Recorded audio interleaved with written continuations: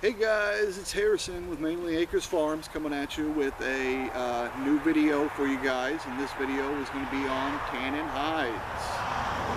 So sorry if there's noise in the background. You know, have the chickens free ranging, you hear the roosters in the background and some cars going by. We live next to a highway, so you're going to hear the traffic going by.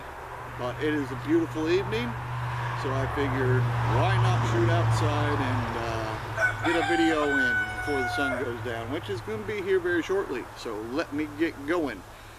Alrighty, like I said, this is going to be on tanning hides. This is going to be an intro video, if you will. I learned from a bunch of people on YouTube when I started off. I have no experience, professional experience whatsoever with tanning hides, so I just wanted to give back to the YouTube community and kind of condense all of these videos that I've seen kind of into one kind of a deal. So this will be your intro tanning video, and it's really simple to get started, guys. Another thing I wanted to drop off is we need to utilize 100% of the animals that we're given. You know, we were blessed with these animals and dominion over them, so when we butcher them and utilize them, let's utilize the whole animal, bones, hides, the meat, 100%. So this part will be on the hides and how to preserve them. So when you guys are butchering your animals, make sure to get the hide off of the animal as fast as possible. That will help your meat taste better because it will allow your meat to cool down faster. So just go ahead and take the hide off. If you guys don't have time to process and tan the hide, just go ahead and bag it up and throw it in a freezer. And if you don't have a freezer or room in your freezer to put the hide, go ahead and start the salting process. So, like I said, freeze it. If you don't have freezer space or time to freeze it, go ahead and salt it. The salting process, you're going to use a lot of salt. So the cheaper the salt you can find, the better the salt is, in my opinion. I just buy this because it's convenient for me, but if you could go to a feed store and buy 50-pound bags of salt, that would work too. So with the salting process, you're going to try to take all the fat and the meat off the hide. You don't have to be really picky, throw it on your flesh and beam and put your flesh and knife to it just quite yet, but just get all the fatty chunks and the big chunks of meat off of the hide and go ahead and put salt to it. I mean a lot, and I'm talking like maybe 1.5 to 2 inch layer of salt over the whole hide. And what that's going to do is going to dry the hide out and preserve it. And it also, if you're going to tan the hide with the fur on, like I like to do a lot of my hides with the fur on, it will actually lock the hair into place. So this is a very important process. Do not forget it. Even if you freeze your hides, when you pull them out of the freezer, don't throw them over here and start fleshing them, because a lot of the times they will slip. Salt them first, lock that hair in. If you don't care about the hair coming out, well then obviously salting probably isn't going to be for you. You can soak your hide in water to loosen up the hair follicles in there for a few days and do it that way. I don't like doing that. I'd rather use some chemical agent to dehair it and then put it on there, just because I don't like dealing with stinky, nasty stuff. And if you leave a hide in water for a few days, it's going to stink. So salt it after you're done salting it. Let it fully dry to where it's like the consistency of cardboard.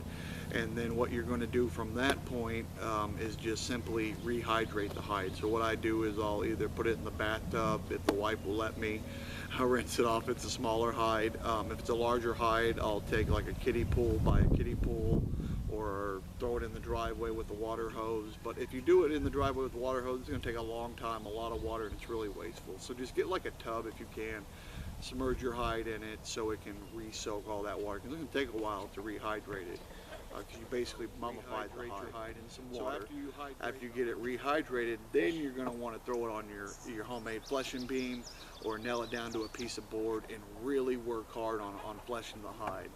And basically what you're wanting to do is take off that layer of fat and tissue and all the muscle and meat off.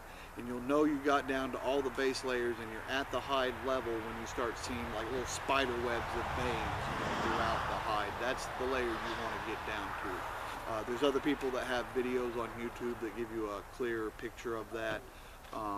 But that's what you're looking for when you're putting it on the flesh and beam and running it down with your knife. So after you get your hide all fleshed out on the fleshing beam, you want to mix up your synthetic brain mixture, which again is 3 to 4 cups of mayo, 2 eggs, mix it in a bowl, and slather it all over your hides. Now if you guys are doing a hair-on hide, which I prefer, you're going to want to put it on the flesh side and then fold it flesh to flesh, so that way the hair is just showing on the outside, so that way it's all covered in and sealed up. And if you're doing it the other way where you're having the hair off, sorry, I'm getting attacked by bugs out here. If you do it hair off, you can just roll it up like a burrito after you paste all this mixture on it. After that point, roll it up, put it in a Ziploc bag, garbage bag, depending on the size. Put it in your refrigerator for 24 hours. Let it marinate for 24 hours. After that, pull it out. You're going to want to rinse it off real good, get all that mixture off of it, and then you're going to want to start stretching it and pulling it and working that hide until it is completely dry. Now this is the most important part of the whole process.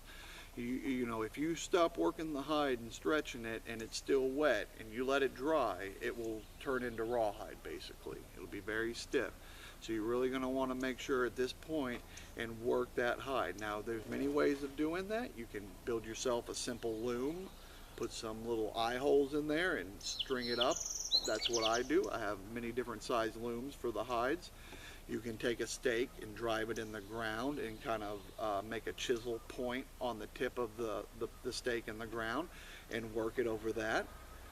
You can take a rope and tie it to a tree and then have a line coming down and then tie the other part to the bottom of the tree, throw the hide in between the rope and pull it back and forth on the rope and work the hide over the rope as well. So there's many different ways to work your hide dry at that point.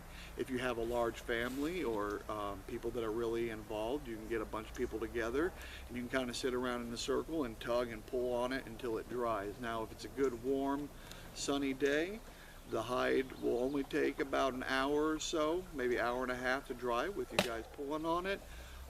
If it's a wet rainy day, you know, it could take, you know, all day for it to dry. So just be aware of that.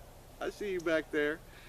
Be aware of that and just work it until it's completely dry. And then after that point, you have a good hide ready to go. So I hope this has helped you. Once again, this is just a little intro video on how to get you guys started tanning, and I hope you enjoyed it. I see you. Alrighty guys, that's it for me and the ham. Guys, take care.